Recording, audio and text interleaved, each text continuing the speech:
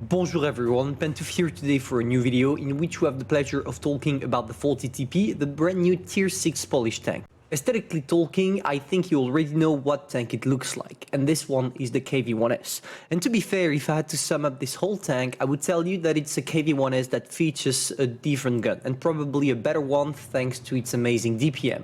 Because that gun features incredible statistics. As you can see, the aim time is 4.2 seconds, the gun dispersion 0.31, the DPM is close to 2000, so its reload time is 6.8 seconds for 225 alpha damage. Your average penetration is really good as well, featuring 160 with your regular shell and 210 with your gold shell. On top of that, you feature 8 degrees of gun depression, allowing you to be versatile on pretty much every single terrain. When it comes to the mobility, the tank is also not lacking anything at all because you can climb up to 40 kilometers per hour, even if here you don't have access to the improved gear oil, the same that we have on all the other tanks of the branch. But it's not necessarily a problem, simply because this tank goes fast enough. The armor this tank features is also quite interesting. Let's talk straight away about the weak spot, which are going to be the cupola sitting at 90mm of armor, the upper part of the hull, the one that is not angled right there, that features 130mm of armor, to finish off with the lower part of the hull that only features 90mm of armor. For the rest, let's say that this tank is a freaking bone cut. Just take a look at the upper part of the plate right there. It's literally impossible for tanks at tier 6 and tier 7 to penetrate you, except maybe an SU-152, because you feature 250. And when it comes to the whole turret, let's say that, yeah, you are packing some serious armor. And this makes this tank the perfect example of how to play in all down, because here you have literally every single advantage for you to be able to sustain in this position. Now, when it comes to the equipments, I go for the gun rammer because I don't need any more penetration, then enhanced gun lane drive to reduce my aim time a little bit instead of getting shell velocity that I never use, and I truly don't know why you should use it, but still, I know some people use it, and maybe one day I'll find why. After, there is the refined gun, because having a good gun dispersion is always nice, especially knowing that as you're a heavy tank, you're gonna stop before shooting your opponents. And defense system, because I'm not gonna ram anyone. Improved assembly to get more hit points. Toolbox because an enhanced track is useless. Improved optics because I'm not gonna camp. Engine accelerator to increase a little bit my overall good mobility. To finish off with high-end consumable, because when you use adrenaline with this tank, you want it to make it last longer in order to sneak 1 or 2 more shots. One thing also to notice that maybe some of you were not aware of, this tank, the tier 6, doesn't feature the brand new consumables that are dedicated to the Polish tank. It starts only at the tier 7, especially for the tungsten rounds or even, as I just told you, the improved gear oil. And another thing I forgot to show you about the armor profile is if the tank is good or not at side scraping. So let's verify that right now. Let's say, yeah, like this is a good example of side scraping, and as you can see, you don't feature that much armor, especially at the beginning right there, only 155. So if someone uses gold shell, that will penetrate you, which means that this thing right there is not made necessarily for side scraping. So in definitive, what is the playstyle of this tank? It's simple. You want to take a position from which you only show your turret to your opponents. And to be fair, as I played a couple of games with this tank, I gotta be serious, I truly enjoy it, and I really hope that Wargaming will make a Battle Pass version of this tank. I don't know yet if it's going to be the case, as we know the new one is going to be the Skoda, but still, I feel like it's 100% sure that Wargaming will sooner or later do one, and I'm kinda excited to see what they will come up with, as long as they try to make something that looks historical, but also has a crazy attachment that makes it once more make and look historical.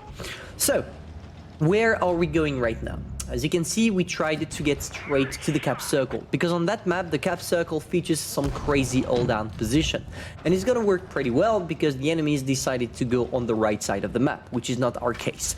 Here, by staying there, we assure that they will be in a rush and they will have to push us at one point when I will maybe get something like 80 capture points or so.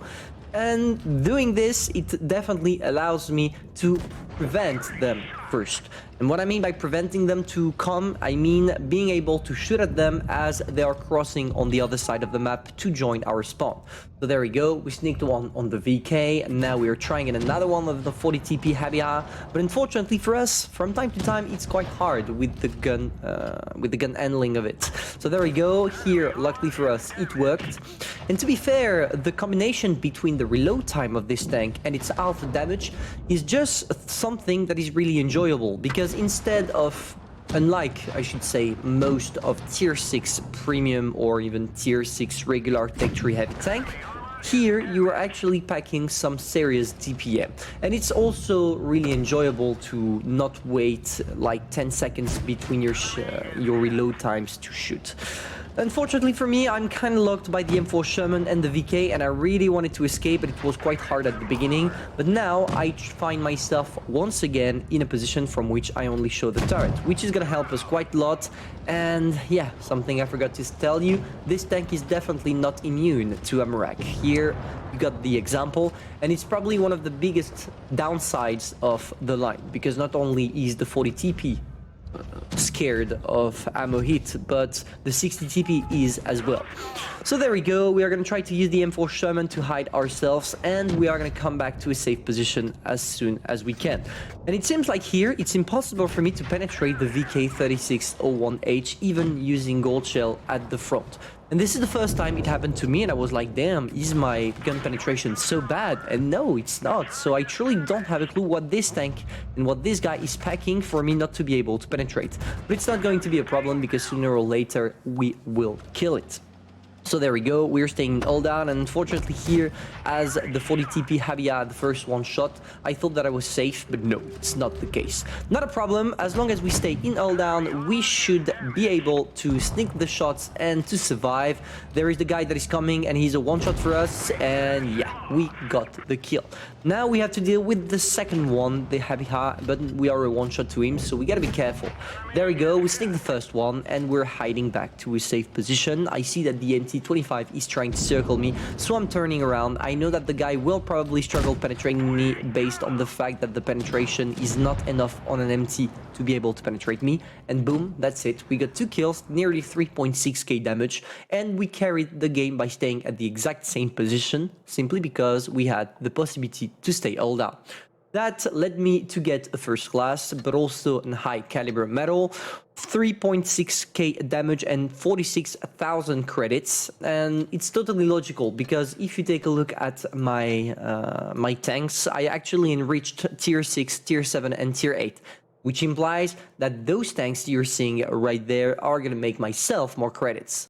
So in definitive, if I had to sum up that tank, I would say that it's probably one of the best heavies you can find at tier 6, simply because it combines everything. The joy of playing it, also good statistics, but most importantly, it's an extremely versatile tank. And this is the whole point of the line. The 60 TP, the 50 TP, regardless of the tank you're playing, you will see that on the battlefield, they are really versatile. You can play on the medium side, you can play on the heavy side, you can bounce shots, you can play aggressively, and all of those factors are probably gonna make that line one of the most popular one in Blitz, at least in my opinion.